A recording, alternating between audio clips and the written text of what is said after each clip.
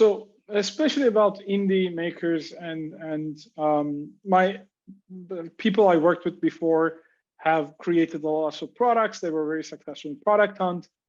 And if an idea is growing very slowly, but profitably, it's a super valuable thing. So I'm never going to diminish the value of being independent, doing what you like and making money out of this.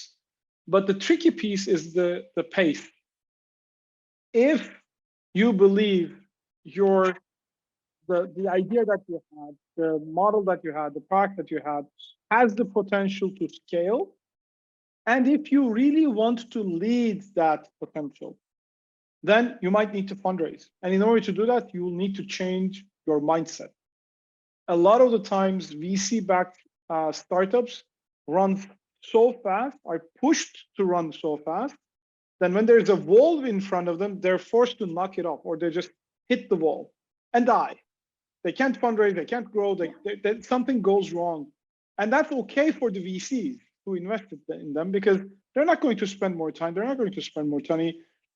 3 years, you had a good run, you grew a lot, you couldn't build X, Y, Z, you couldn't build unit economics, you couldn't get enough customers. That's fine. It's fine for the VC, not fine for the founder.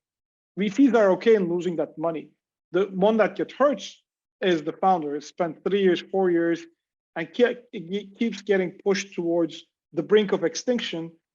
If that's not for the faint-hearted. That's a very stressful thing. You need to maybe like fire 50 people out of 70. It's really difficult, but that's what scaling will help, will get you do. Economic downturn, you need to fire people, you need to do drastic things, and it may not be for everybody. So if for indie developers, if they just get the allure of, oh, I have some company, I have some idea, I had some product, I had some revenue, now I need financing, I was like, why? Do you want to manage people? Do you want to miss your daughter's birthday? Do you want to miss Christmas or Ramadan or Eid al-Fitr? Do you want to miss important deadlines? Do you want to not be around your family? Do you want to miss out on your gym work? Do you want to miss out? Do you want to gain like 10 kilos? If those are the things, sound really horrible. It is horrible. It is horrible. Like, I keep talking to global founders every day. That's my job. That's why I make money. And all of them have the super difficult problems. And most of them are like, yeah, they're struggling. It's now there's a hustle porn. Everybody's hustling. But man, that's very unhealthy in today's jargon, in today's cycles. Not many people have sustainable relationships. Not many people have workable relationship with their parents, spouses, partners, children, friends, with their body, because the job will demand 27 hours of work, and it's just super difficult, especially when you fundraise. So they just have to cut this romanticism about fundraising. Not every startup needs to fundraise.